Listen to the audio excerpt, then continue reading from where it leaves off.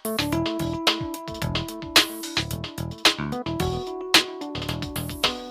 mėly blogo skaitytojai. Paskutinėme video kalbėjau apie svarbų dalyką reikalingą jūsų ir jūsų komandos sėkmei. Tai yra komandos garbės kodeksą ir jūsų asmeninį garbės kodeksą.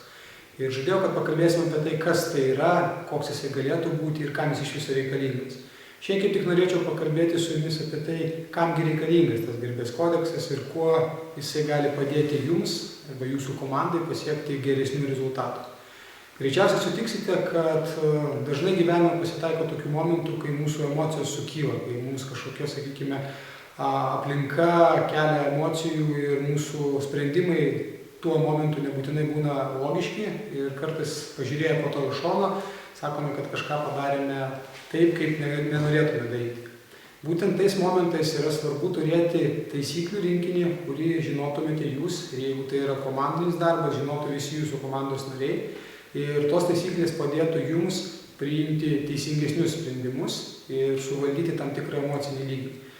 Taip jau yra gyvenime, kad nesant taisyklių žmonės susikuria savo taisyklės. Ir jeigu ypač yra emocinis kažkoks tai krūvis, tai tais momentais, jeigu kiekvienas iš jūsų komandos narių susikurtų savo taisyklės, greičiausiai rezultatas būtų tikrai ne pats geriausias.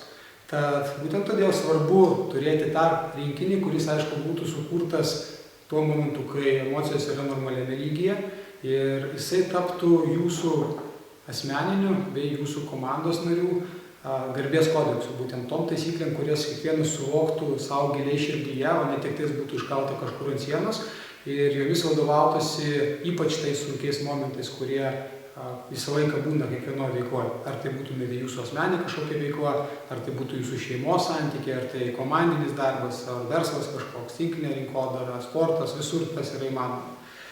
Tad tam yra naudojamas garbės kodeksas ir koks jisai galėtų būti, kaip jį galėtumėte kurti savo komandoje ir padaryti taip, kad komanda vieningai jį suprastų, mes kalbėsime su jumis kitose video. O šiandien aš norėčiau, kad jūs pagalvotumėte apie tai, kokia yra jūsų patirtis laiminčiose kažkokiose kolektyvuose ir komandose ir kokios taisyklės galioja tose komandose. O taip pat pagalvotumėte ir parašytumėte po šio video, kaip jūs manote, kokią naudą toks garbės kodeksas galėtų duoti jūsų verslui, jūsų komandai, jūsų šeimai arba jums asmeniškai. Iki kitų kartų, sėkmės!